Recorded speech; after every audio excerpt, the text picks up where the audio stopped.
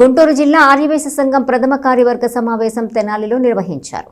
పట్టణాలతో పాటు మండలాల్లో గల ఆర్యవైశ్య కమిటీలతో సమావేశం నిర్వహించి పలు అంశాలపై చర్చించారు. గుంటూరు జిల్లాలోని మండల పట్టణంలో గల ఆర్యవైశ్యుల కమిటీలతో ఆదివారం తెనాలి మారిస్పేటలోని పెండెల వెంకట్రావు శుభమస్తు కళ్యాణ మండపంలో సమావేశాన్ని నిర్వహించారు. ఈ సమావేశానికి ఆర్యవైశ్య మహాసభ అధ్యక్షులు చిన్ని రామసత్యనారాయణ ముఖ్య అతిథిగా పాల్గొన్నారు. ఈ సమావేశంలో మహాసభ సభ్యత్వం అలాగే మండల పట్టణంలో ఆర్యవైశ్య కమిటీల యొక్క సూచనలు సలహాలను ఈ సమావేశంలో తీసుకున్నారు. ఈ కార్యక్రమానికి జిల్లా అధ్యక్షులు పెండెల సుబ్బారావు అధ్యక్షత వహించారు.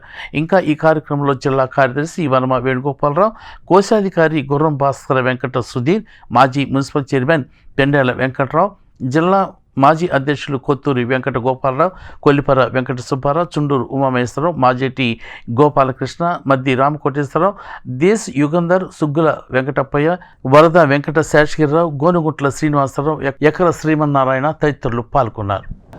గుంటూరు రూరల్ జిల్లా ఎగ్జిక్యూటివ్ కమిటీ మీటింగ్ జరిగింది. ఆ కమిటీకి ఈ జిల్లాలో ఉన్న మండలాధ్యక్షులు, కార్యదర్శులు, కోశాధికారులు అందరూ హాజరవడం జరిగింది. ఆర్యవైశ్యులందరూ కూడా కలిసి ఉండాలని, గ్రామస్థాయి నుంచి పటిష్టపరుచుకుంటూ స్టేట్ వరకు కూడా మన బలపరచాలని చెప్పి మేము కోరుతున్నాం. అలాగే రాజకీయాల్లో ఎవరన్నా ఉన్నా ఇబ్బంది లేదు మాకు. రాజకీయాలు బయటే చూసుకోండి, మన లోపలికి వచ్చిన తర్వాత అందరూ ఆర్యవైశ్యులే అని చెప్పి మేము తెలియపరచడం జరుగుతుంది.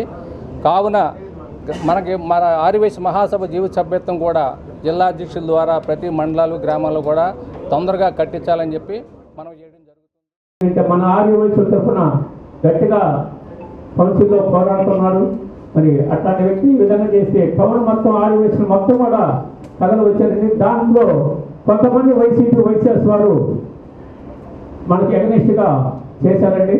మరి వాళ్ళు ఎగనిస్ట్గా చేసిన దానికి ఆ పార్టీ పతనం అయిపోయింది. అమ్మవారు త్యాగ చూపించిందండి.